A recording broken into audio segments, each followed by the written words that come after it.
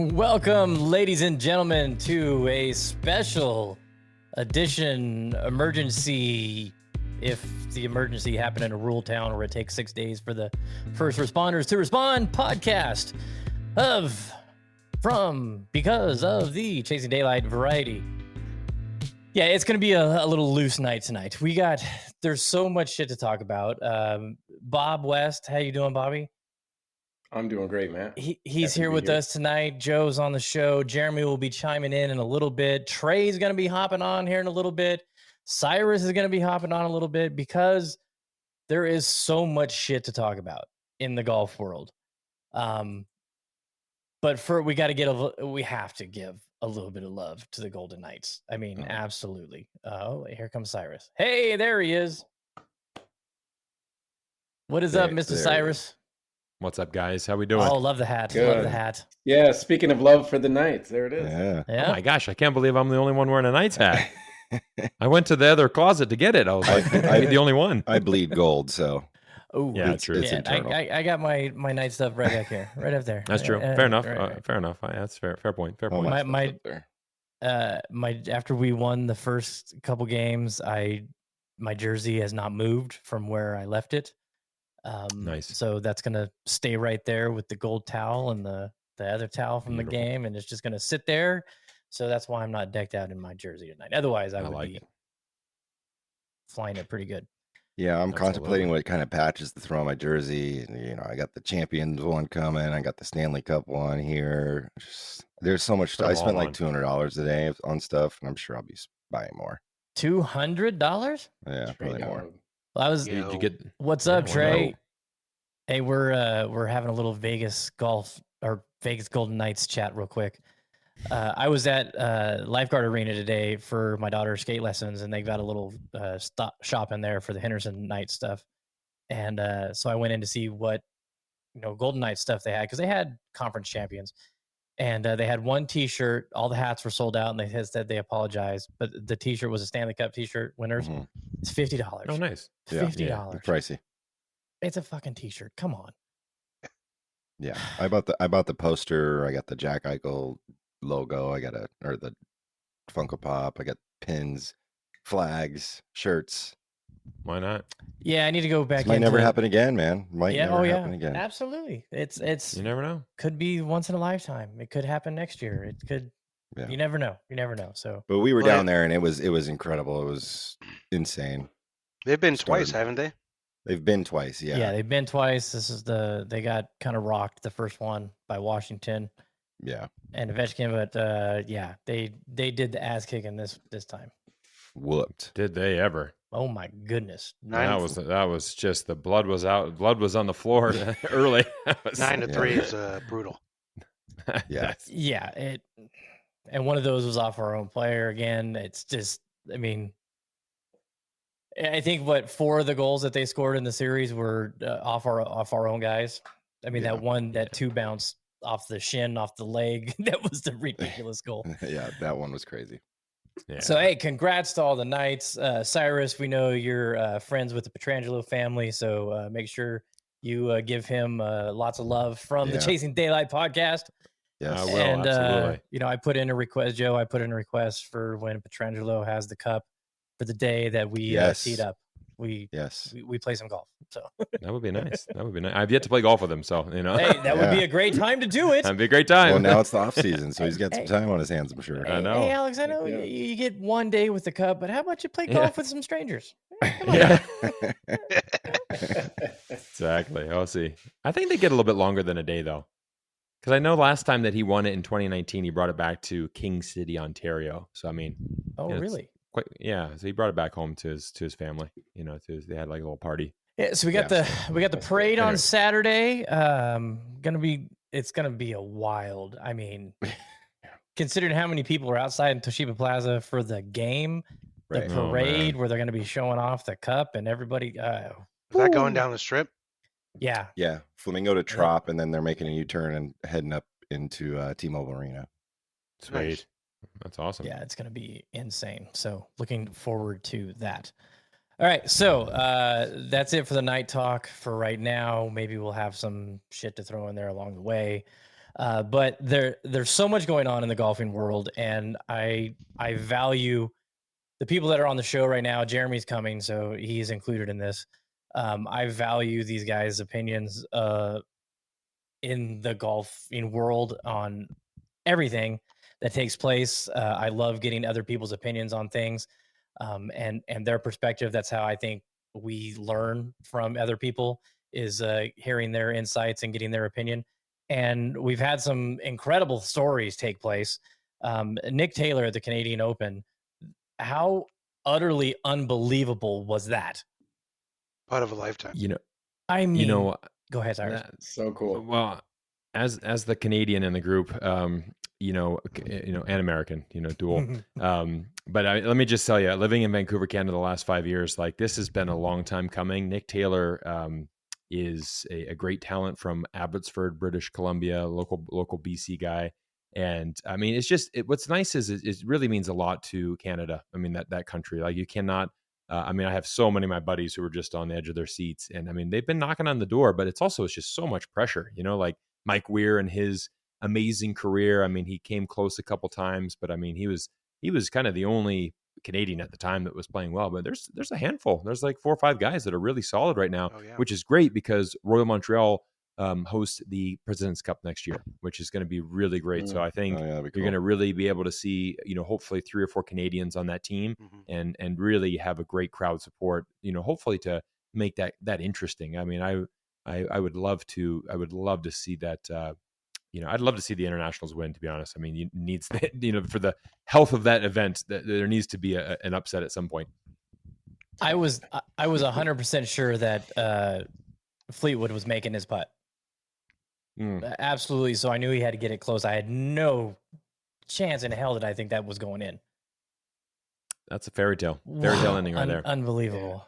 Bobby, you ever made a putt like that in competition? What are you talking to Bob West? Come on now. Dude, I made like a 45, 50 footer to win a big junior event that had like 12 feet of break. And it was awesome. I made the same putt from like 25 feet to start the day, and then it was the first playoff hole, and I made it from like 45 feet. And I gave it like the Davis Love flying fist pump. Like it was nice. I'll never forget that one. That's awesome. Didn't you make a big one up at that Salt Lake City tournament too? Or was that Colby? No, that was Bob. That was only 25 feet. Oh, only still. I mean, after the chip, it was definitely a hell of a putt. That's for sure. Yeah, I can't remember who duffed that. Oh, it was Hodges who duffed that. It was Hodges. Yeah, that's right. It was Dan Hodges, bogey free 702, who duffed that chip. Oh, that's hilarious. Dan is not going to be with us in Prim, so. Oh no! Wait, Bob is not going to be at Prim. Dan is. Time to catch up then. Yeah. So poke the bear. That's one thing you don't want to do with Dan, is poke the bear. But I think Bob's up for the challenge. I like poking the bear. Okay, so the other crazy news that took place, and this has kind of been a recurring thing for us. We like to record Monday nights, and then the golf world likes to drop bombs on Tuesday morning. Yeah. It's happened like 3 times.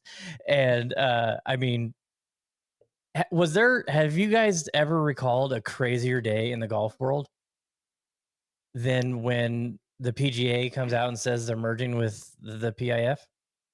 Just when Tiger's Escalade crashed.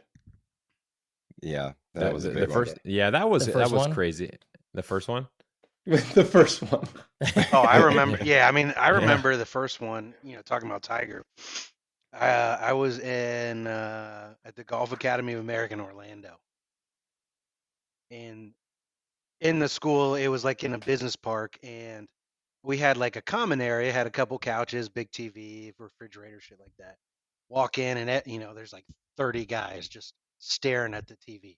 And I didn't see anything coming into the school, and I'm like looking at this, I'm like, what the fuck's going on? And then I see the Escalade in the driveway, and there's glass everywhere, and I see like Tiger's ex-wife takes 9-iron to his head or some shit. I'm walking into class. I'm like, what is going on in the golf world right now?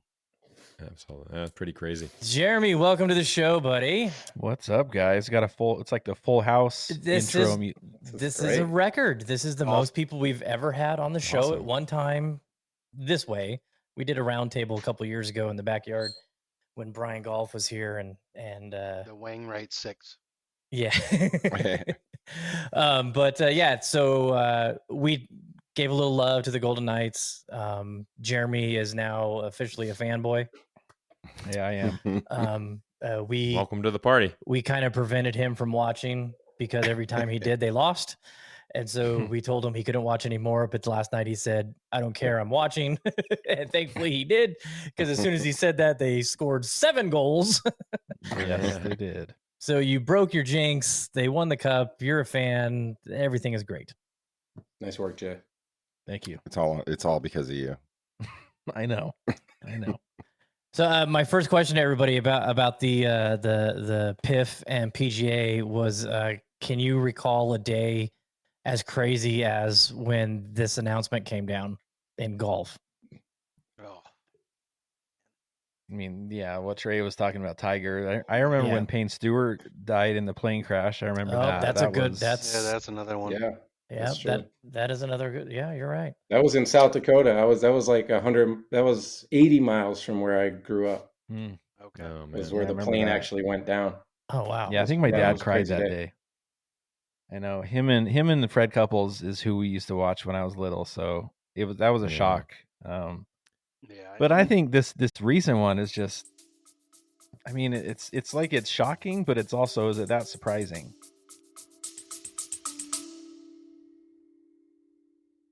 We're Nish and Chris, two very amateur golfers on a quest to play the top 100 courses in the UK and Ireland, after Chris set this challenge on a drunken Saturday night in my kitchen.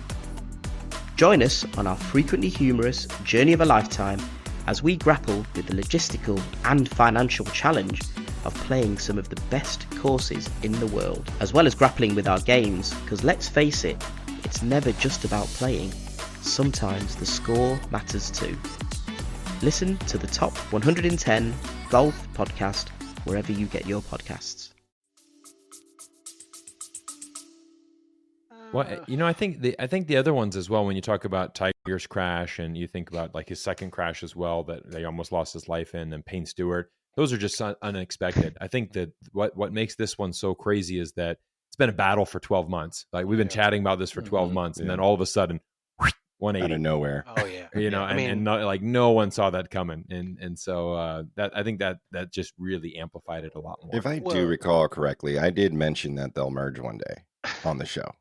Well, we got it on the tape. Bring it back on the tape. Pretty sure. I'm gonna have to get you on that. Yeah. Find your receipts, Joe. All right, so this is I'm gonna give my take, because I've listened to countless podcasts, I've listened to countless radio shows, I've read countless articles, trying to get everybody's inside take on it, and everybody is a professional about this, and they all know what's happening. The reason we've waited so long to do this episode was because I had no idea what's going on. And all the facts I still don't think are out. But I'm going to give my hard take on what I think transpired, and then you guys can either laugh me off the show or rebut or whatever. But I'd love to hear your take on this stuff. And I'll start with being a commissioner of a sport, or is a lot like being a CEO of a company. And sometimes those people have to make decisions that look terrible in the eyes of the public. And I think what Monahan did here is I likened it to jumping on a grenade for the boys. He put himself out there in the public.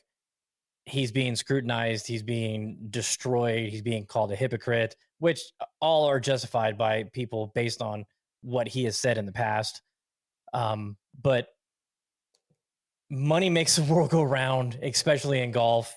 And I honestly believe that when he saw the camaraderie with all the players at the PGA Championship and Augusta, all of them getting along, everybody showing that the media is blowing this way out of proportion. These guys all respect each other. They're all still friends. They all still hang out. They just want to compete, and they were given an unbelievable opportunity to, lock up their life financially for many, many years to come. But I also think Brooks winning really put it in Brooks' eyes that this is what I want. I want to be out here with these guys competing in the highest level against the best competition. So seeing the camaraderie, seeing Brooks playing the way he did, and I still believe Brooks would come back to the PGA tomorrow if they'd let him, had Monahan going, I want my guys back. I want our players back, and reaching out to the PIF and going, okay, what do we got to do to squash this? What's it going to take? And them going, this is what it's going to take. And him going, okay, let's do it. Now, if this actually happens, kudos to them for getting it done. A lot of people don't like the fact that the PGA now has massive funding from Saudi Arabia. But as a lot of people have said, the PGA Tour has been getting money from them for a long time anyways with the sponsorships that they have. So it's not that crazy of a deal.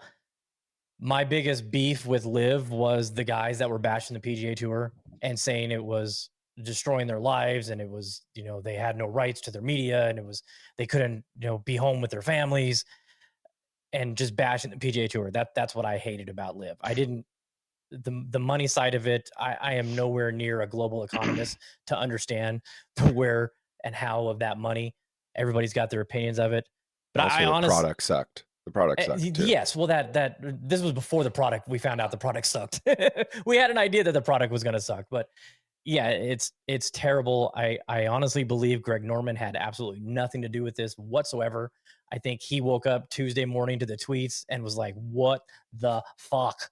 Like everybody else was, and I think they did it in secret because it's impossible to keep secrets from golfers.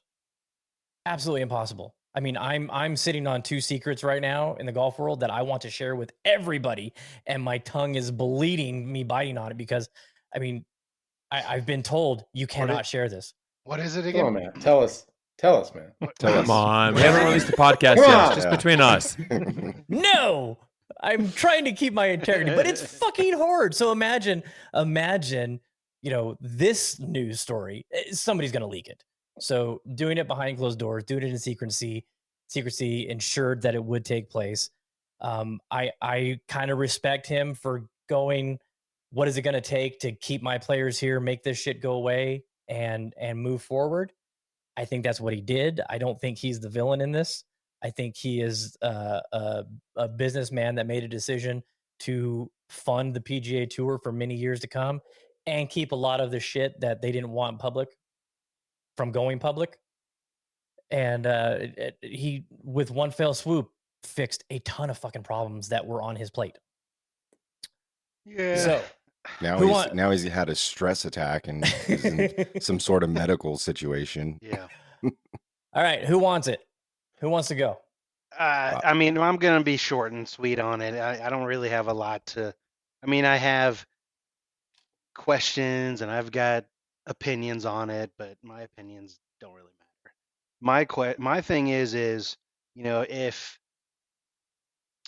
with this merger, with the PIF providing more money, I'm curious is, the golfer as like a business, as an entity, is it still going to remain the way it is? Or, much like these LIV guys, are they going to become a glorified employee of this? So, what this merger is going to be and could be, that's kind of the question that I'm curious on. It's not so much of the golf or the competition or anything, but based on what I know as a golfer who used to compete with, funny thing is Austin Truslow, the one-handed, chipper guy, I've played a few events with him in Florida. I'm sure Bob has too.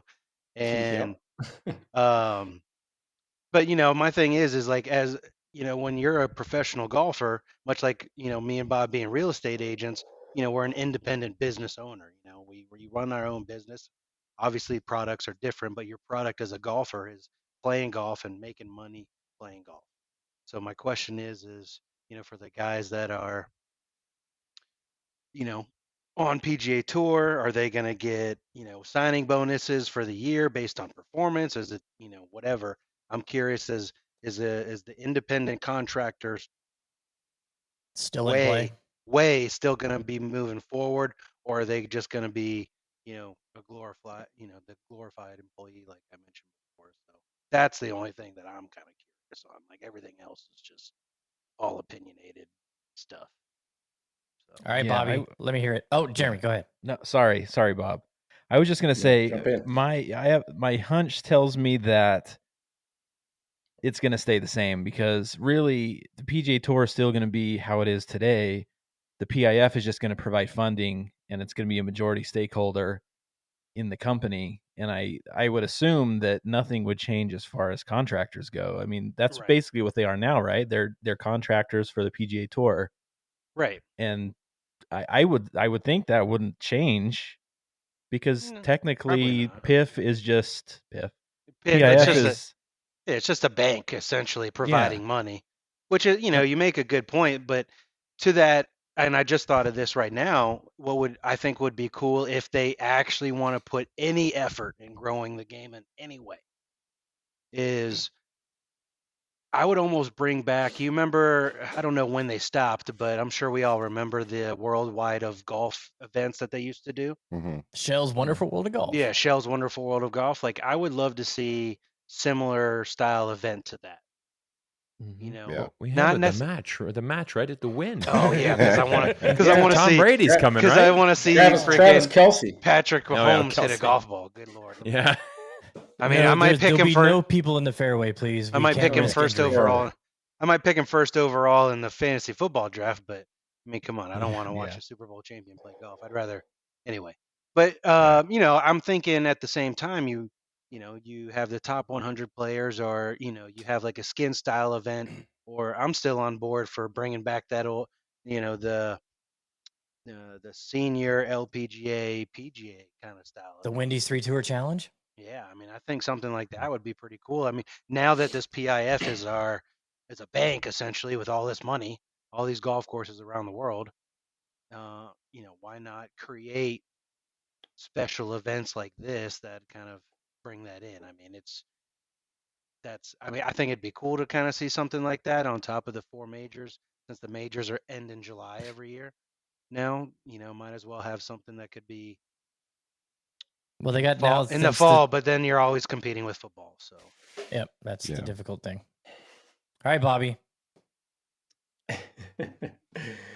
Well, I mean, first of all, I think any discussion going forward has to take into consideration that this is not a done deal. Yeah, absolutely. And we have actually political activity on both sides of the aisle. Yeah. One scrutinizing PIF's investment, Saudi Arabia investment in an American venture, but also then looking into, is this going to be anti-competitive going forward? And they're not going to care there if it's a merger or if it's a buyout. That doesn't necessarily matter in that realm. So I think we've got a long way to go. And it's interesting that there's, like, politically, there's people on both sides that are against it. I know very few are for it. We won't get into any of that nonsense. But that just means there's going to be a hell of a lot more to talk about, and it's going to be in the headlines a lot more going forward. So there's a lot to sort out. The biggest thing I learned from all this was how much power the commissioner has and how little the players have. Yeah. I honestly thought that the players had a say-so. I didn't think the commissioner could come in and say, hey guys, I made the deal. And then they go, what deal? I did not think that was even a possibility. And I guess, I mean, that was the most surprising thing to me is and now looking back, fucking Phil was right. Like, I mean, he complained about it, and the only way to do it was Jay to do it. Jay had to do it. The players could not do it. That's what we learned. And that was discouraging to learn that. Yeah. But good point, Tom. Great point. Yeah. Yeah. I mean, what's to stop him from Yeah. what's to stop him from going, hey, you're all playing TaylorMade drivers now. You want to play on the PGA Tour? I mean, you have to play a TaylorMade driver. Yeah, in reality, and hopefully the players sees a little bit of power from this. I mean, we talk about what we'd like to see come from all of it, and I'd like to see that is a little bit more democracy. And if the PIF's involved, like we're obviously not going to see that. But I'm curious how many. I mean, there's a lot of guys on the PGA Tour that are very wealthy. And I'm sure a ton of them have some very good lawyers. So I'm really curious how much that side of it's going to get involved to protect the players from, like what Bob's saying, further action from the commissioner. Yeah. You know, what is to prevent him from saying, oh, you guys are playing 40 events now, or you're off the tour. We're going to go play because we own them all. Yeah. You know, going to go play in the Mexican Junior League because we own it all. All right, Cyrus, I'm going to save you for last. Okay. Joe. I'm writing notes. Yes, I know. I've got a lot. I got a lot. He's the only one that's actually being prepared. Joe, before you go, the crazy thing is all those secret meetings the players had and all of that, and as soon as this shit went down, all of that kind of just went right out the fucking window. Yeah.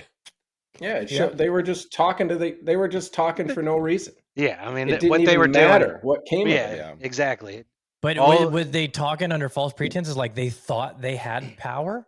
Like they did. I mean, they got Tiger in there, you know, rallying the troops. I mean, for sure. Yeah. I mean, Bob brought up a really good point. I didn't realize, and I'm not cutting off, but I'm just adding in. I think Bob really put a very good point here is just how the play. I mean, because the best was the next morning. People, you know, Morikawa was like, "I love finding out news on Twitter. Yeah, this is great." You know, I mean, that makes the PGA Tour look really bad. When your top players have no idea what's happening and they're finding out like we are on Twitter. Like, come on. Yeah, that was really bad. That was super surprising for all of them just to say that they had no idea.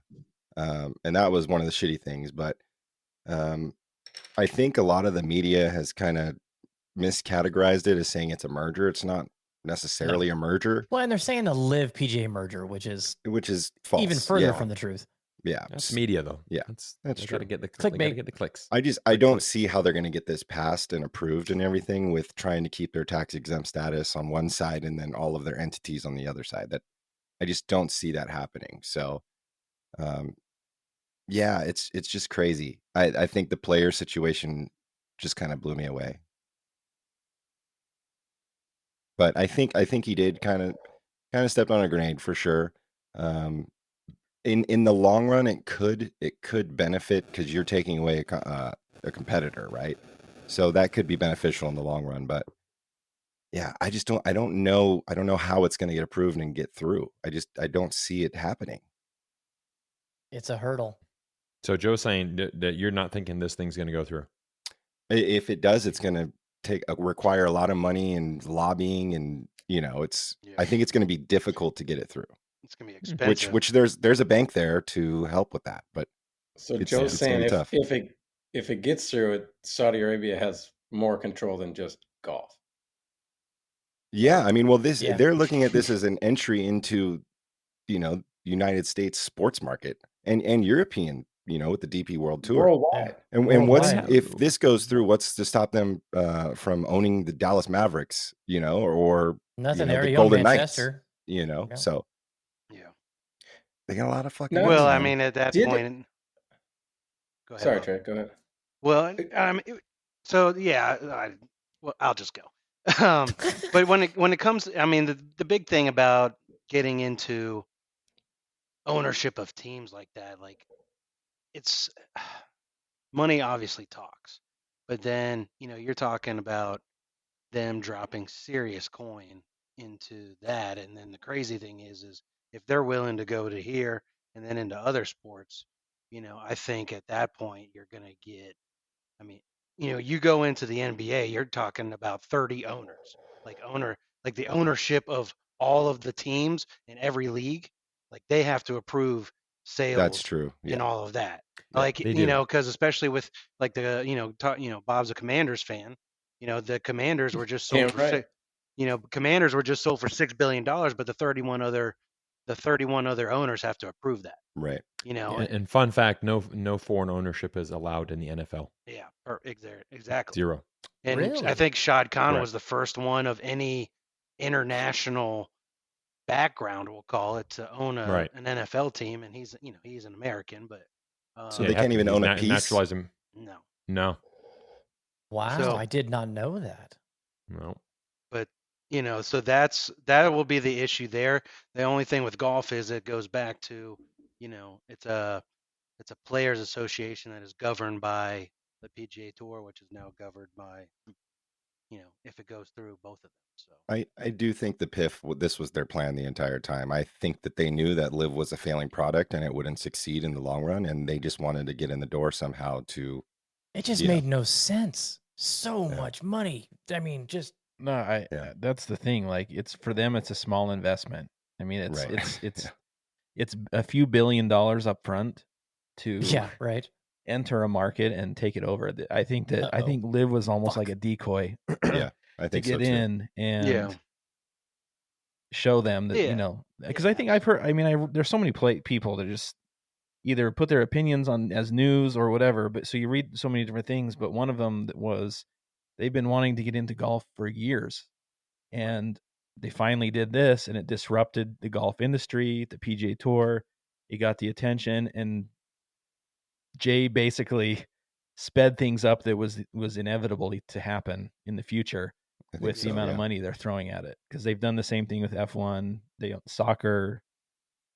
I mean, do you think Greg Norman just feels used and abused right now? He got paid. Oh, of course he got paid. I don't think he feels that at all. No? I think it's a huge win for Greg Norman. I mean, even if he didn't know, at the end of the day, we're talking about a world tour. Yeah. That's what he's been advocating for 30 years. Oh yeah. I mean, like, you can say whatever you want about the Shark, but I mean, at the end of the day, this has always been his vision. Oh, absolutely. Right.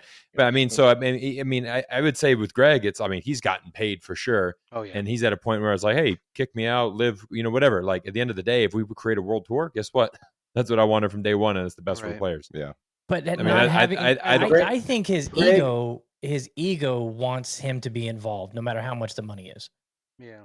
I think if he could say, hey, yes, I'll take $1 billion to go away, but how about you just give me $200,000 and let me run it? I think that he would do that because he wants to be that antagonist to the PGA. It seems like that's in his narrative, is to be a thorn in the side of the PGA. But he got what he wanted. If this merger goes through, he wins. Yeah. Even if he's out, it's still like, his whole thing is, I want it better for the players. Yeah. We're independent contractors. I want it better. They shouldn't have a monopoly. I mean, it's just interesting things. Like, I mean, even like, for example, I think 2006, Paul Casey, he couldn't qualify for the Ryder Cup because he didn't play enough events in Europe. Right, he was playing full time in the U.S. I think he had to play like 10 events in Europe. He played 8, and he was like top 5 in the world, and he couldn't play in the Ryder Cup. Yeah, I remember that. Right, and so and like things like that, where it's just like, enough with this bullshit. Like, let's just, like, Paul Casey should have been on that team, right, at that time. I mean, he's definitely one of the best Europeans. So it's kind of more like that, where it's like, let's get rid of all these rules and stuff, and that you're on this tour, that tour. That Greg Norman's all about the world tour. Yeah, so. And I'm curious. A lot of people, they had talked about, these guys that didn't grab the money, like, they're idiots. Yes and no. They weren't fed all the information at the time when they were getting offered all this money. My thing is now is, like, you think about the guys that joined Live specifically because they were only going to play 8 to 12 tournaments a year. Yeah. They were going to get paid more money, and now it's almost like the reverse of the guys that didn't take the money. Like, oh, well, fuck, now we got to play 30 events every year now. Well, that was a waste of a fucking year. You know, especially I think of Dustin Johnson, you know, and he was pretty much the most honest one to go to live. In a sense, he's like, yeah, I'm going to get paid more money to play less. He's like, anybody else would take more money for the same job if they were to work half the hours. Yeah. Right. You know, so my thing is now the whole working half the hours thing goes right out the window because, you know, for the same opposite reason, I guess, that Tiger and Hideki and all them didn't take their multiple 9-figure asking deals that they were offered. Well, the reverse is the same. You know, for the guys that wanted to play only 12 events a year, well, now you got to play 24, whatever the minimum is. But you know, I think about that on the flip side is like, hey, like, oh, I went here to play less, now I got to play more. Fuck. Norman hasn't tweeted anything in a week. Oh, interesting. You just check Twitter? Yeah, I'm just looking right now.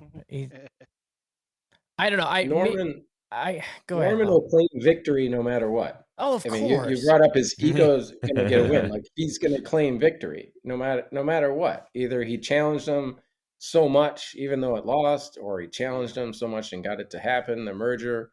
I mean, or he's involved or whatever. Like, Greg, in his head, he's going to win. And I mean, I think both sides are going to claim it as a victory. I mean, maybe not the PGA players yet. Mm-hmm. Definitely not the PGA Tour will, but the players may in the future. But I think they're both going to spin it to where it's a victory for their side. Yeah. All right, Cyrus, what else did you have? Because you took a lot of notes. I did. I got a lot of notes, guys. All right, I'm gonna go through. Okay, I got a lot of interesting things I want to share.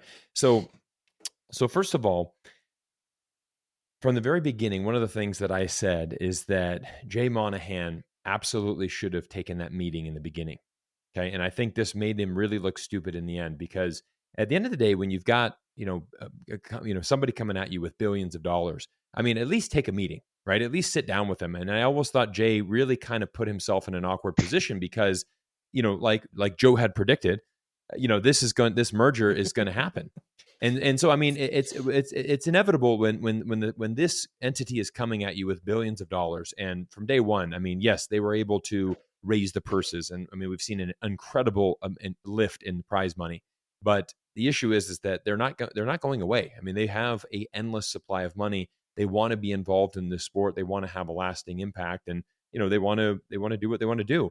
So, I mean, I would kind of spin that and say, like, how could we almost use them a little bit? Because the thing is as we know, the PGA Tour that will never be replaced is the legacy, right? It's these classic tournaments. It's the legacy. I mean, nobody grows up and I mean, who won the second event of Live? I mean, I don't remember who won the first event, right? I mean, it's not like Charles Schwartzel won the first one. Thanks, Schwartzel. I remember that one. Okay, so Schwartzel won the first one, right? The biggest Live hater knows. Yeah, no. But what I'm saying is that you play Live for money. You play the PGA Tour for legacy. You cannot buy legacy. Now, if I'm Jay Monahan, I'm going to think, well, maybe we could kind of leverage this, and maybe, like, obviously, if you want to do some investing and be on board with this product, that's essentially where we are right now. Bob said it. Phil was right. I completely agree with that. I mean, the whole entire thing is how do we leverage this and get the PGA Tour better? And what my big feeling is, and Matt, what you alluded to in the very beginning with with Brooks Koepka winning. Now, my thing was not so much that Jay's watching the camaraderie between the players at the Masters and the PGA. It's more the fact that you don't have the best players playing every week in and week out. That's the biggest issue right now. And as golf fans, it sucks because the tour's divided. And you cannot say that, okay, even though these elevated event, or what is it? Is it elevated? Or designated. These designated events are certainly more power-packed and more stars. It's still not the best in the world, right? We'd have to wait to Augusta. We have to wait to the PGA to get the best players in the world. When you saw, 3 Live guys finish in the top 5 at Augusta, including Phil. I mean, unbelievable performance from Phil that final round.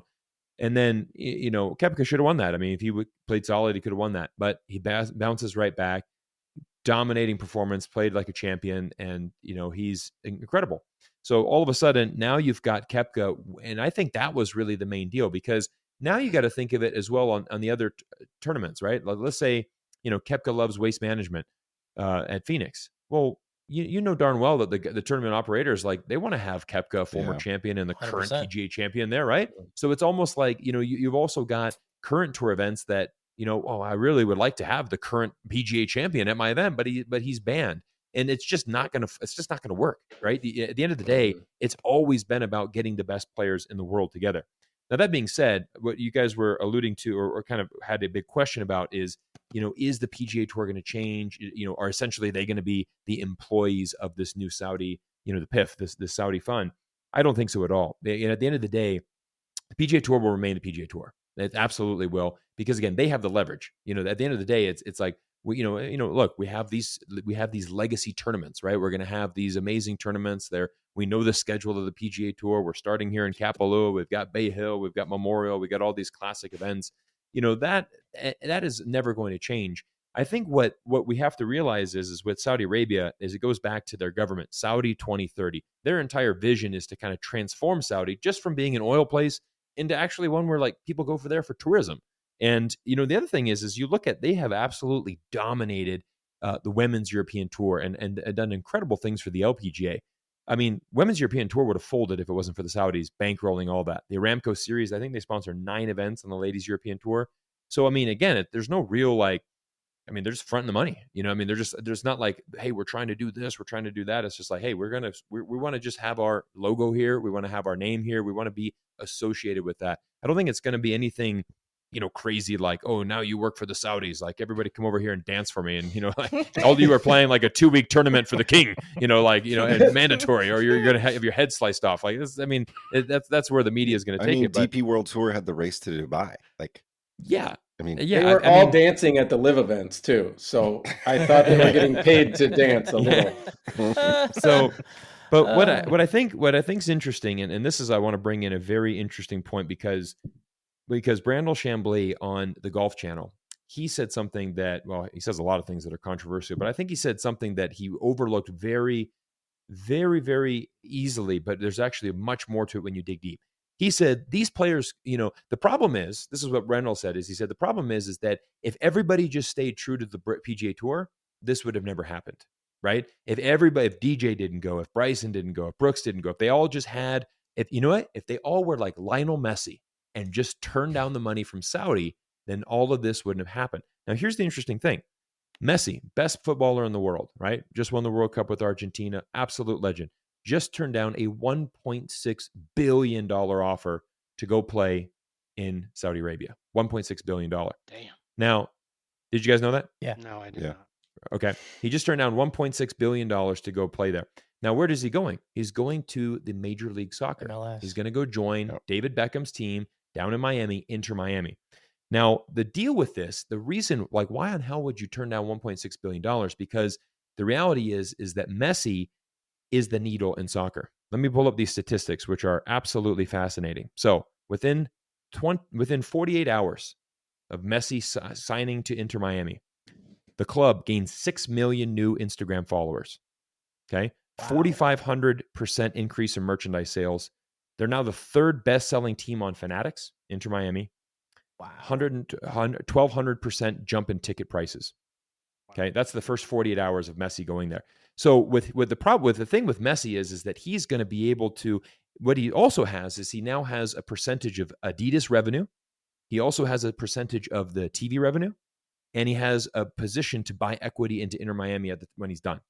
So the reality is he's going to make a lot more than $1.6 billion because he's going to get equity. And this is the big thing. He didn't turn down the $1.6 billion for, ethic reasons, or like, oh, I don't want to be invested with Saudi Arabia. No, he's got a better deal because he's getting equity, and it's not just like, hey, I'm not going to be an employee and come play soccer for you for whatever it is and make 1.6. I'm going to be an owner. And this is what David Beckham did with the LA Galaxy. Remember David Beckham in 2006-07, he was at the height of his Premier League, right? He was playing in England. He was the most popular footballer in the world, went to LA Galaxy, he got like, was it like $8 million a year? It was like, what are you doing?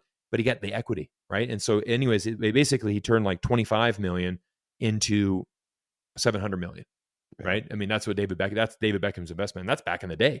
Now with all of these things inflated, I mean, Messi's he'll probably make double that This could be like a $3 billion deal for Messi at the end when you look at all these revenues coming in, which is interesting because I think that's what's going to happen now when you're looking at these players and a lot of these sports players is it's now becoming more than just contracts and money and prize money.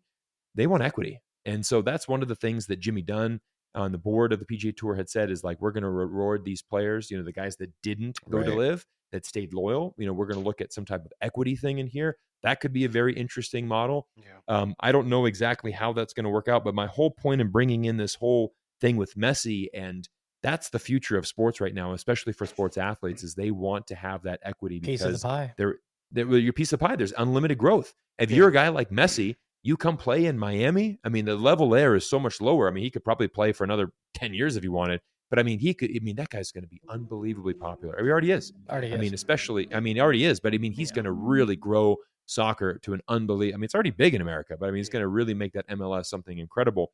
But I think what's going to be interesting is to see how this goes. I don't know if you guys saw this. I watched on ESPN today. Dustin Johnson gave a report and said that according to the general manager of this Saudi thing is that in 2024, there will still be Live will still be operating. There still will be 54-hole tournaments. There still will be that whole entity, according to DJ and Bryson, who just comment on that. So again, I think what Bob said as well is good example is we don't know, like it's basically, this is an agreement. This is like it's like a contract to contract later. It's basically like, well, we've signed a contract that we're going to discuss this more in the next coming months. That's all we have right now. But what's going to be interesting is just to see how this whole thing fits together. I can't see Live continuing. I just can't. I mean, I don't know how it'll go. I mean, but it's going to be a long road ahead because there's no way that like Brooks Koepka, he had that hilarious mic drop. He's like, "Thanks guys, I'll see you next week at the Travelers." I mean, that was hilarious. But I mean, obviously, there's no way that those boys are going to be, welcome back, guys, welcome back to the tour. Yeah. So it's going to be really interesting to see how this whole thing folds out. I mean, like I said from the beginning, I was always looking at it from the business perspective, saying, if I'm Jay Monahan and I've got an entity wanting to invest billions in my sport, absolutely, I'm holding that meeting, right? Oh, for sure. The only thing, and I'll just briefly touch on this because I don't want to go super into politics. I mean, Saudi Arabia is a very key ally of the United States. If this was like North Korea, where a country where we have no diplomatic relations and we actively sanction or cut off, this would be a total different story. But I mean, I don't, we got Saudi Arabia, like, guys, that's where we buy our oil. Like that's how the United States has dominated world trade for the last because of the petrodollar. I mean, they sell exclusively in USD. So I mean, they're already a close ally. We do business with them for decades. So I think it's really just saying. I mean, again, like Monahan has the upper hand. I think he's, as far as the commissioner, I should say. They're going to be able to keep the PGA Tour as is. I don't think there's any risk of our tour going away, like, oh, they're all going to be owned by the Saudis. They just want to get their piece of the pie, much like they've done with F1. I mean, they are very involved with F1, but has it changed it or just made it better? I mean, I think it's made it better. So I mean, it's not. Yeah. So that's my spiel. Thanks for letting me chat. No, very good points, Cyrus. And I mean, this is like the first time I've ever met you or spoke to you. So very valid points. And thanks, Trey.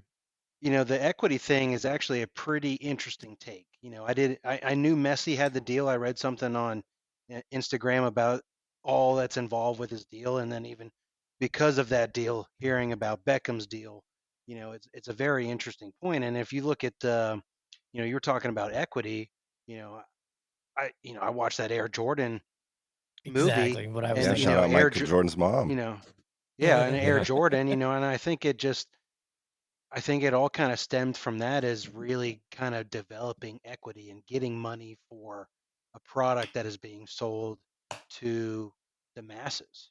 And when you look at the equity part, I'm curious on how it would work in the golf world.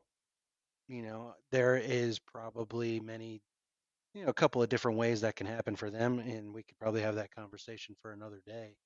But the one thing, that Cyrus is right is, people, the whole employee thing, they want to get themselves in an ownership position, even for the guys, even for the Under Armour athletes. Like, look at the Under Armour athletes. I'll even take Tom Brady, for example. Tom Brady got a lifetime deal with Under Armour, but he's like, look, like, I want to do my own thing and have my own brand, my own product. So that is what he's doing now. But you look at guys like Steph Curry, Michael Phelps, Jordan Spieth, maybe a couple others, The Rock. Those guys have their own brand with Under Armour, but that brand also includes, in the finer details of the contracts they have, is Under Armour equity. Because Steph Curry and Michael Phelps and Jordan Spieth, their 9-figure Under Armour deals include, a good chunk of equity in Under Armour as a business. So that equity point that Cyrus brought up, I never even thought about that. So kudos to you for even thinking of that. It'd be interesting to see how the PGA can provide that to the loyalty of the people that didn't go. So, hey, Bobby, you've been quiet for a while. Well, yeah. I mean, the equity piece is definitely interesting. I think. I mean, it's obvious that I wonder if anything would have become of the team part of things and how that would go. I mean, it's hard to see. I don't know. It's hard to see an equity model for me because it kind of like talent goes on in perpetuity. So there's going to be new guys. That's for sure. Every year. Right. But if I'm sure they can think of something. There's billions of dollars at stake. I'm sure they can hire some people to figure it out. Did you guys hear this potential rumor that Nike is going to buy? Yeah, I did hear that. Smash Golf Club and rename it to Swoosh. I did. I thought it was. But at the same time, I heard that, but I also thought it was a meme. At the same time, you never know, really. You never know. I mean, you never know at this point. But the one thing I will say is for the guys that. For the guys that are able to keep their card year after year, but not really do a whole lot, and does the addition of the money from PIF, is that going to just only affect tournament play and how much more money they can make? Or is that also going to dive into the lifetime benefits of being a PGA Tour member? Because being a PGA Tour member for, I don't know the exact, I'm just going to say stuff. I don't know the exact details of it, but, for a guy that's been on tour for over 10 years and has kept his car for 10 years, they get, the yearly 150 grand pension or whatever it is, lifetime health care. Mm-hmm. I'm curious if benefits like that increase or get, not necessarily get extended, but do they increase? Do they get better? Right. Do the benefits of a long term drops down to the Corn Ferry? Hopefully some of it. Well, hopefully some of it drops down to the Corn Ferry, and maybe. I know Bob would like to see that. It's not going to happen. No, it's not going to happen. It's a development tour, but that's my thing. Is go ahead, Bob. Sorry, Trey. Go. No. If teams became a thing, then maybe, but then it's like. Could you reverse engineer soccer from the top down? And I just don't see it happening where, could you theoretically have all these teams that are developing talent and trying to grab the best young players from around the world and develop them like under that team model, like club concept? Like that would be really exciting. That's where I really see this going. I think there's a huge, and that's where I really liked the one aspect of Live that I liked is having these teams and recruiting and like for example, if you had a team Nike, like Team Swoosh, or a team TaylorMade, a team Titleist, a team Cobra, a team Puma, a team Under Armour, and I think that has some big legs, and I think I think we're almost. I bet you what the players would really love is you look at these professional athletes. I mean that are just. I mean, the best part of being a professional athlete is when you lock in that contract. And I mean, so we're going to pay you, you get a 5-year deal for $60 million. Okay. Well, you're guaranteed, you break your leg and you're out for a year, like you're getting paid. Right. So, I mean, you almost might see this model where it's like you have all of these teams and, it almost becomes like this, like an NBA model, where it's just, here's all the teams and here's that, who knows? So on top of that, then I'm curious from your point of view, Cyrus, is based on that of what you just said, the team model, recruiting, and all of that. Wouldn't that essentially take away from the whole independent Legacy. contractor thing? Yeah. I mean, it would, because you look at LeBron James, Steph Curry, Yeah. their contracts are holy shit unbelievable. Yeah. But at the same time, they still work for the owner of that team. For sure. For sure. I just don't know. I just don't know what the landscape of golf is going to look like in the next 5 years. Yeah, and I if it think does go that way, where's the legacy fit into that? Right. Well, I think it's no different than when you see, like, I mean, for example, if you watch the live tournaments right now, I mean, you've got, I think they actually do the individual and team, but I think they actually do that quite well. I think there's some, I like that team aspect in there, in the sense that, if obviously, like, Harold Varner's leading the tournament, but you know what, like the team's only one shot ahead, and these guys that are, tied 30th, if they can go out and make a couple more birdies, that could vault that team up. I think what's missing from the team aspect in live is representation.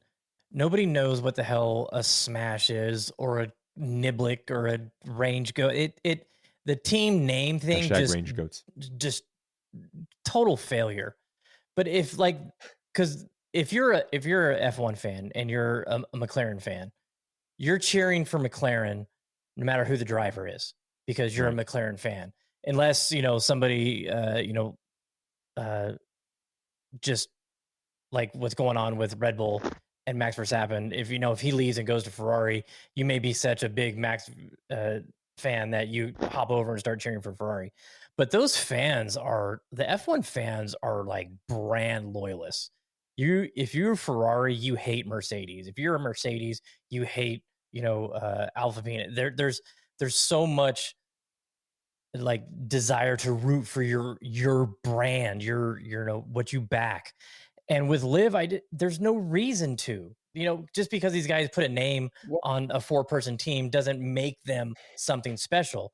But if you get brands behind it, if you take TaylorMade and you take the top 4 athletes that are TaylorMade staffers, that play TaylorMade golf balls, that play their driver, that play their wedges, that have the staff bags, and you put them out there, and it's TaylorMade against Callaway, against Srixon, against Ping, and you have those 54-hole events where you can wear shorts, and I think the fans would get behind that more than taking guys that shouldn't be playing competitive golf at an elite level anymore and throwing a silly name on them and playing loud music and trying to make it something that it's just not.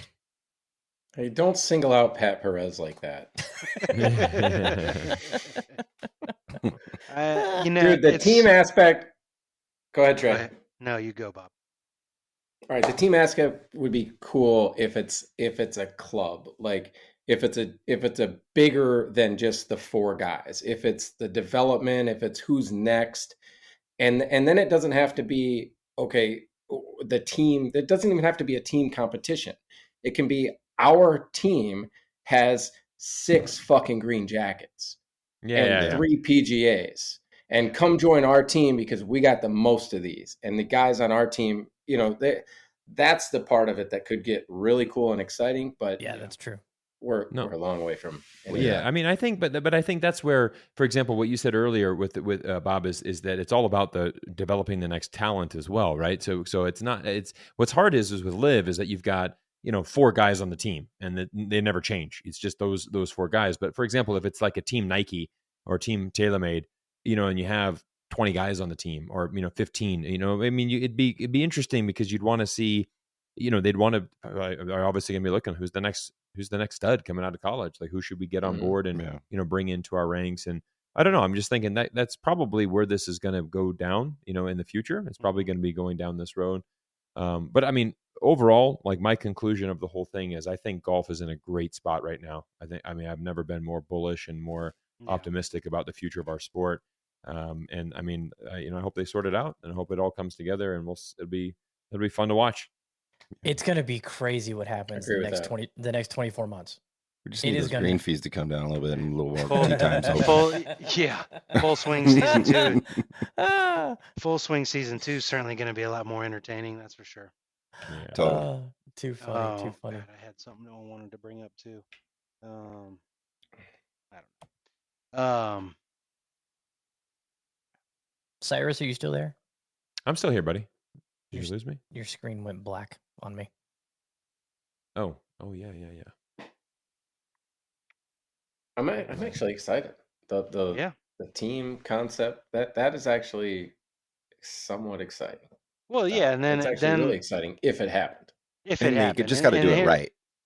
But here's the crazy thing is like if you had a team like you said, Bob, we got 6 green jackets, 3 U.S. Opens, 3 PGAs on this team. This is why you should come with us. Butch Harmon is our coach. This dude is our lifting coach. Our Joey D is our fitness guy. And then you at that point, then you could have, let's say Team TaylorMade could have their facility in Southern California or in Texas or whatever that's got the gyms and the massage tables and the range and the coach there, and it's definitely something that could possibly grow into. I would get behind that so much more than just like 4 random people on a fucking team. Yeah, I mean, just look at the staffers from all the brands that are out there, right. And Rom, the captain of Team Callaway, and Scotty Scheffler, the captain of TaylorMade, and those can change, as players evolve or age or new up and comers, and it could be an exciting thing. I don't know when do you think we'll see a now live player on the PGA Tour? How long do you think this is going to take? Like reinstatement onto the tour? Yeah. Do you think they get this playing an event? Yeah, playing an event. Do you think 2024 we see any of these guys? And who don't they let come back? I mean, Phil was incredibly critical of the PGA Tour. Incredibly critical. Yeah. And Phil was right. I think Phil's done, though. He's probably done playing here soon. You don't think he'll Champions or he might go try and Champions, Didn't he already win his first event on the Champions Tour? He he won a couple of times. He won twice. Won like 3 in a row, right? That's twice. I don't know. Probably 2024 season, which is what, October or September? No, it's January through August now. Next year. Get rid of the fall? Yeah. So is this fall like the end of the season then? Yes. Yes. Okay. The fall is the fall? What is going to happen is the fall events, the players that play in the fall events are the players that are outside the 70 that made the playoffs, and they will continue to accumulate points on this season. Right. And that will add to their ranking for the 2024 season, determine if they get in any designated events and qualify them for other tournaments. So it's like a mini season, but it's just an extension of this season. You're just not going to have any of the high ranking FedEx guys playing in it because there's no need for them to be there. Yeah. But FedEx is still behind it. It still has big purses. There's still, 500-point events and such. Okay. Yeah, I mean, and the crazy thing is like, especially all the talk that we've had for the last hour, golf is I think golf is, Cyrus right, golf's in a great spot. Problem is the really good golf is always going to end in August because of football. I think that's what they've realized. Yeah, absolutely. I mean, they've realized now that football is on 5 days a week, Monday, Thursday, 4 days a week, Monday, Thursday, Saturday, Sunday. And, now they realize that, okay, well, we won't ever compete with that, at least in America. And, now that they're going to combine this together, it gives golf a great shot to be very relevant, even more so now for 8 months out of the year. Yeah. And I mean, it's a great way to hold these team type events in this fall season to try and get more ratings and not put it on the CW. Exactly. Okay, so that's our live PGA PIF chat. We'll segue into the major that takes place this week, LA Country Club. Cyrus, have you seen the course? Have you been there? I have not. I've never been there. I did. I was down in Beverly Hills over Christmas, and it is like 200 feet from Beverly Hills. It's unbelievable. It's right there. It's so cool. Nice. So I walked past it, but I've never been in it. Did any of you guys see Coach Rusty's post like a day or two ago?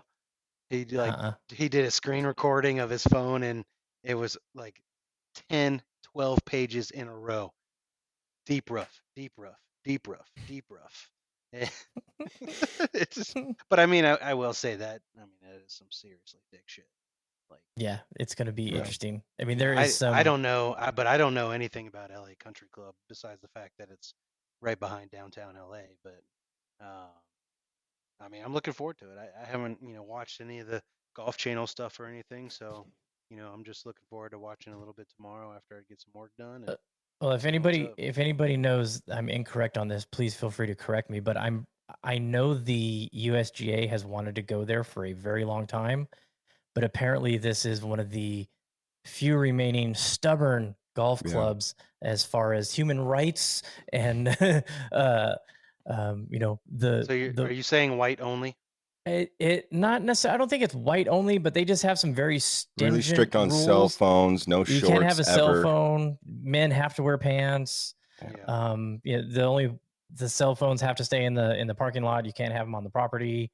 Cool. Just very old school. Very reluctant to let media in. And I think they were saying, Golf Channel was saying that over the years the board has changed and the owners have changed, and they've realized that they have a true gem on their hands, and why not showcase it? And my God, what they've been previewing. Yeah. I cannot wait to watch this. And I mean, the No Lane Up guys had a great little chat about it, and how they said it's not great spectator golf if you're on property, because there's a lot of elevated fairways and a lot of, elevated tee shots, and the fans are going to be far away, not going to be able to see a lot. So it's not like great on the grounds viewing, but TV, it's going to look freaking amazing.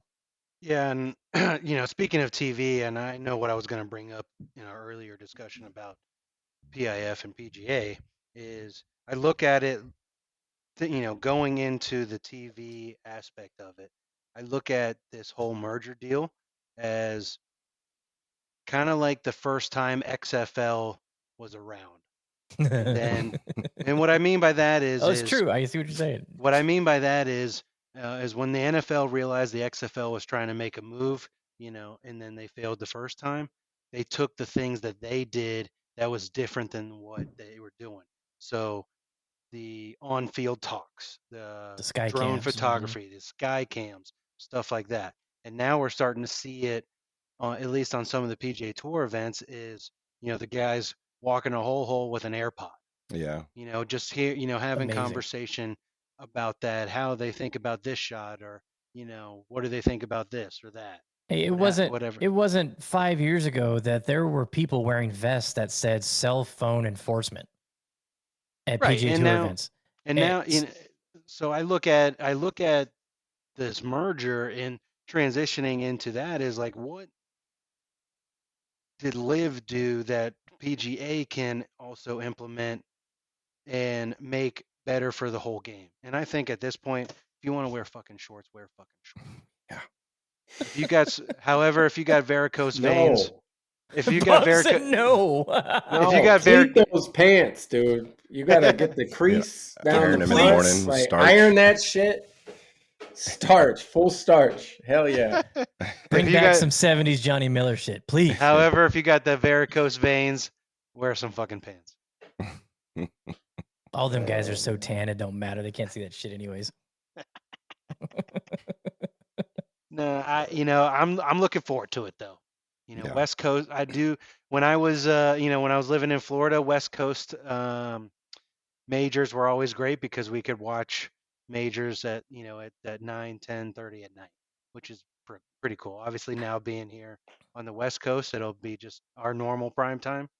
But to see that, and then I got the email that Peacock is going to have like 12 hours of coverage a day, which is fantastic because I think, the Augusta National's gotten a lot better with it with the Masters app, providing a lot of coverage.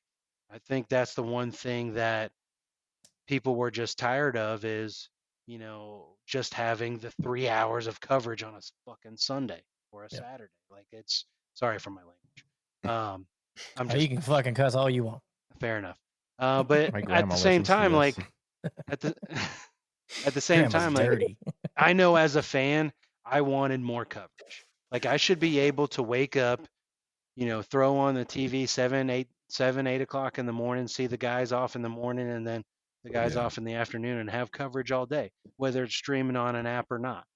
Right. So I think being able to have that, and you remember when Chambers Bay was covered by Fox Sports? Yep. Joe Buck wasn't the great. Hold on, Bob. Joe Buck was not great. Joe Buck was not great for golf. I admit. No, he wasn't. He's a baseball and football guy for life, and he actually is now taking a break from it. But the one thing I will say that Fox did do that the other majors didn't, and the other tournaments didn't, is that was like the first time I ever saw like 12, 13, 14 hours of coverage. Yeah. Like actual golf, not like Brandel Chambly talking for 4 hours. So for me, like Brandel on this night. Yeah. My thing is like it's got to come down to, how much of it can I watch? And the fact that we can watch pretty much from the time we wake up till a lot of it, 8 o'clock at night is fantastic. And it shows that they're willing to grow the product more now and not just limit it to 41 minutes an hour. Not even 41 minutes an hour, Yeah. So kudos to all of this getting together and making it happen. Oh, Eric's gonna be here. Oh, yeah, I just have one thing to say, really, about the U.S. Open, and Gil Hanse absolutely killed it. The course that I've been looking forward to this one ever since they announced it, because my dad's played here actually, which is kind of crazy. Oh wow. He had a hookup like 20 years ago. Back when it was Bermuda wall to wall. It's nothing like it is right now. Like with the redesign, whatever they call it, but restoration. The restoration. That course looks unbelievable. And I don't know if you guys listened to USGA when they were in the press room today, the CEO and all that. Yeah. The tournament director. I'm not an architect geek at all, like Joe, but the way that they were talking about this course and the features and the Barrancas, it's spectacular. That's all I'm excited about. Bob and I were talking a little bit before we started about the 15th. I was just going to bring that up too. As long as 155, as short as 92. Yeah. And I like that 90 short part, that 92-yard shot with that front pin location is diabolical. It is Saturday pin location? Oh my God. 92 yards. Right? Oh, a 90-yard par 3 they on might a use Sunday? it twice. Yeah. They could use that Absolutely front section twice. Absolutely they could, especially if the wind picks up or switches or, that it gets baked out. Oh. Yeah, I'm excited to see how it holds up and what the scores are going to look like. It looks like it's going to be super creative, but from what I've seen, it sounds like, I forget the dude's name, the original architect, but it's like a master class in like how to build greens. Or something they just kept calling him Mr. Thomas. Yeah, how to like build greens to where, like you have to hit a shot into those greens. It looks like it's going to be rad. Yeah. And this is our second Gil Hanse restore back to back. So Gil Hanse is doing some stuff. He did Southern Hills too. He restored Southern Hills. They were there last year. Yep. There's going to be some carnage at the end of these rounds. Like 15 is not easy. And then you've got over 1,500 17, yards the last 3 holes. 3 holes? Oh. Yeah. That's nuts, dude. It's cool because the first 3 holes are like gettable, and then it's like destruction. Well, they said that's his type of design: a simple, easy par 5, and then a kick you in the nuts par 4. Yeah, Mm-hmm. it's gonna be fun. Should be. Yeah, I'm looking forward to it. It's gonna be great. It reminds me, the 15th here reminds me of 12 at Augusta, or you make the turn. You had two, pretty out in front of you holes, and all of a sudden you've got this little par 3 over water, and it's like, oh, what's so bad about this? And you see so many people hit in the water because they're, it's just such an uneasy shot. This is gonna make guys fucking shake. Yeah. If you're in contention coming down the stretch, and then you got a 95-yard wedge shot, when has this ever happened? I think I forget who I was watching, but they said Shane Lowry said it was the hardest golf course he's ever played. Wow. That's crazy coming from him. Yeah. He's played some crazy shit in Ireland. Yeah. Oh yeah. Wow. Yeah. A couple guys were saying that. Yeah, we can see 88s and we can see 68s. Yeah, it's gonna be fun. Absolutely looking forward to this. So yeah, Peacock. Where else is it? Where else can you see it at? What else is it? Is PGA Tour live on this, or is ESPN got it? Because it's Fox. Well, Peacock's Peacock is owned by NBC. I'm gonna have to get a free week trial for Peacock again. Damn it! I took advantage of that on Black Friday. That 1 year I got thing it for 99 cents a month for a year. They were just running a $19. What's your login, Trey? Yeah, please share that with everybody, Trey. If I knew what it was, honestly, I would give it to you. So it looks like Peacock Thursday is going to be Peacock in the morning, USA from 1 to 8, and then Peacock's streaming from 9:40 to 11 p.m. on Thursday. Man, looks like I'm gonna have to get the Peacock back out. Yeah. But USA is going to have 1 to 8 coverage, so 10 to 5 coverage every day for us on Thursday, Friday, and then Saturday is NBC. And makes sense. USA Network for the US Open. I get it. I see what they're doing there. Yeah, as long as it's not Fox, we're good. Yeah, no, Fox sold it to ESPN and NBC. Soon it'll be brought to you by Al Jazeera.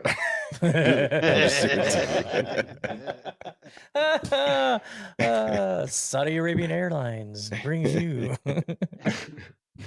Yeah, 6:40 a.m. Sponsored by the Burj Khalifa. Oh, well, Cyrus had to bounce. Thanks so much, Cyrus, for being on. We really appreciate it. Love your insight. Eric, thanks for tuning in. I just saw all the chats. We can do picks. Oh, yeah, we got to do picks. Might as well do that, huh? You guys already got yours, so. Yeah, I already. I got a. You guys got to go last. The guests got to go last. Yeah, you guys got to go last. I'm changing mine. Ooh, well, I won the week because I had Rosie last week. And let's see, where did that go? Here it is. Yeah, he finished 8th. I racked up 105 points. Joe had Sahith Theegala for the 3rd time this season. Damn. He's taking him. He's got to get one at some point. He finished 38th. You got 16 points for that. Jeremy had Matt Fitzpatrick. You got 51 points for that. So on the season, Jeremy has an 816 point lead on myself, and Joe is 1,244 points behind. So I won the week, and I let the guys know because I didn't know if we were going to do this or not. I am taking Koepka, hopping on that bandwagon and seeing if he can do his U.S. Open thing he does again. I don't know. Let's see what happens. He's hot. In second. He's hot. Me or Joe? You did, Jeremy. Okay. So yes, I did choose Max Homa, but I'm going with Jordan Spieth now. What? Ooh, later, Max. Sorry, Max. So why did you do that? I don't know. I actually also felt bad for saying Max Homa before I knew if it was Joe's pick or mine. And I knew that was one of the ones on his mind, maybe. Yeah. So I felt guilty, but then I just decided I want Spieth. So Well, Joe, give me your pick since we've already started that, and then you can run down the odds. Well, I was just going to do the odds for who we pick. Okay. So Brooks Koepka is 8.5 to 1. Jordan Spieth is 25 to 1. Now I'm going to go with the man himself, Victor Hovland. 12 to 1. Hovland, 12 to 1. Come on, Javi. All right, so here I'll do this real quick before we let those guys pick. So, do you remember who we took last year in the U.S. Open? I'm sure I chose Jordan Spieth. You did. Yeah. And the year before, Jordan Spieth. Well, he got mirrors now. I took Rory. He finished 5th. Joe took Tony Finau, who missing the cut. As Jordan Spieth finished early. 37th. Yep. Year before that, I took Victor Hovland. He did not make the cut. Joe took Patrick Reed, and Jeremy the year before took Tony Finau. Fanboy. That's Matt's guy. Live closet fan. Joe's a Patrick Reed fanboy. I knew it. That seems like a very odd pick for me. Very odd pick. Very odd pick. All right, Bobby, let's go. Who's your pick for this to win this tournament? All right, I got 20 on it in this group, by the way, and it's Cam Young. Cam, he was close last year a few times, and I think he's going to play a tough golf course really well. Well, the crazy thing is the best thing I think he could have done for his career is getting Paul Tesori. That was huge. Mm-hmm. He hasn't done exactly great lately, though. Wow. No, he missed the cut. Shit on his got a U.S. Open. pick. He's 50 to 1. Hey, Tesori got. He was with Webb, right? Yeah, he was with Webb. He was with VJ. He got Webb a win 20. At Pebble. Let's see. So Cam Young, 2022 missed a cut. 2021 missed a cut. 2019 missed a cut. But he didn't have Paul. That's true. Yeah. Let's see. Wells Fargo T59 PGA Championship cut. Memorial cut. RBC Canadian Open T57. So he's on a heater, Bob. Yeah. Hey, dude. Hey, Greg. You don't have to be trending. Yeah. The trending player seldom wins. When did Paul Tesori hop onto his bag? I think it was last summer. He's had him all year? Yeah. Okay. Because he was playing really well. Yeah, before that, he was playing great. Yeah, I mean, let's see, the Saudi International, powered by SoftBank Investments, he finished 2nd. T10 at the Arnold Palmer, T20 at Genesis, 2nd at the Match Play, T7 at Masters. He relies a lot on how much I believe in him. And I okay. let him know that I believe in him a lot this week. So that's all right. Help. Trey, who you taking? Oh, I'm going to go with Tyrrell Hatton. Ooh, I like that pick. I think he also plays tough golf course as well. He's 35. That's a lot of greens. 35 to 1. All right, let's see what Tyrrell's record is in the U.S. Open. Last year, T56, 2021 cut, 2020 cut, 21 or 19, T21, 2018. Past performances T4. don't predict future success. I'm just telling you what he's done in the past. That's all. Of late, going back to the RBC Heritage, T19, T3, T5, T15, T12, and T3. So I think that's a much better pick than Cam Young. So sorry, Bob. I guess, I mean, I'm the only one that said I'll put 20 on it. And, you guys can hang out and do your thing. So I got my guy. So if he wins, we all owe you 20, but if he loses, you all owe us 20? No, just do it. If anybody wins, they get 20 from the rest of the guys. I'm fine with that. I mean, Matt, you took the horse, so you should be the first one to jump on that deal. Yeah, I'm all for it. Well, you should have to pay 40. And and also you got to, Matt, you got to throw in a cup of that Kona coffee too. You think that made it this long? Yeah, it's worth a shot. That shit was grinded and brewed up the 4 days after I was back. Eric's pick is Kevin Streelman, by the way. Yeah, I was just gonna say that. What? Is he still in the chat? 500 to 1. Oh my 500 goodness. to 1. Struman's in the event, or does he still have to get in? Did he? No, did he he's play in. the He's sectional? on the odds. He's on the odds. I think he did. Yeah, he played the sectional. I think he played it in Ohio. In Ohio? One of the ones in Ohio. Dude, I played with Kevin Streelman in a mini tour event at Wigwam Red when he shot 61 or 62 and made it look like fucking cake. It was, wow. Oh man. Eric, how come you're not taking a PXG guy? That's kind of surprising. I mean, come on, be a homer. Crickets. Who's the last PXG guy to win anything? It has to be on live, right? Pat Perez. When's the last Pat Perez? Well, he hasn't won since Pat like Perez, 2019 or something. Yeah, I think he won Mayakoba in like 2007.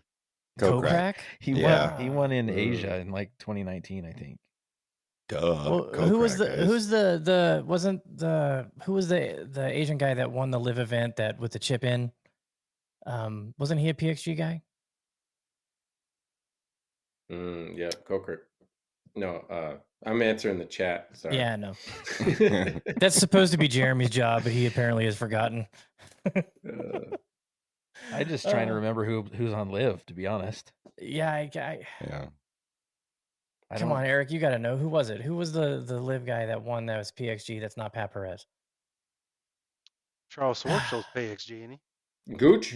I don't know if he is anymore. No, Schwartzel plays clear golf clubs. How? No, he plays clear golf balls. Chucky 3 sticks. Oh yeah, Charles.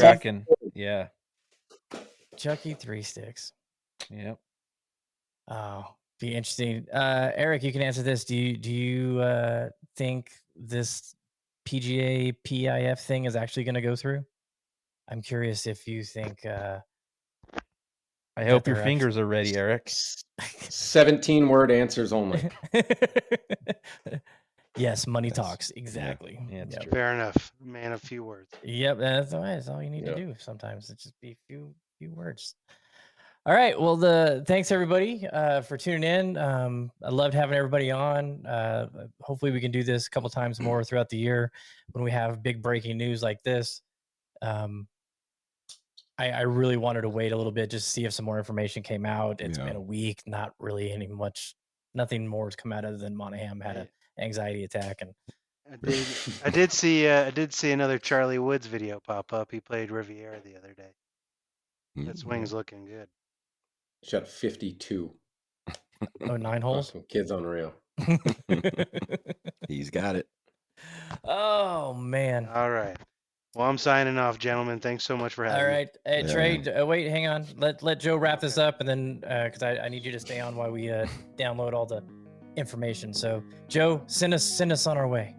Yo, thanks for tuning in. Once again, Chasing Daylight Podcast. Go Knights, go. Stanley Cup Champs 2023 all day. U.S. Open this week. We'll be talking U.S. Open winner next week and a little bit of Black Desert, new course that we're playing. So shout out to all y'all listeners. Thanks, Eric, for jumping in the chat. And we'll catch you next week. Later.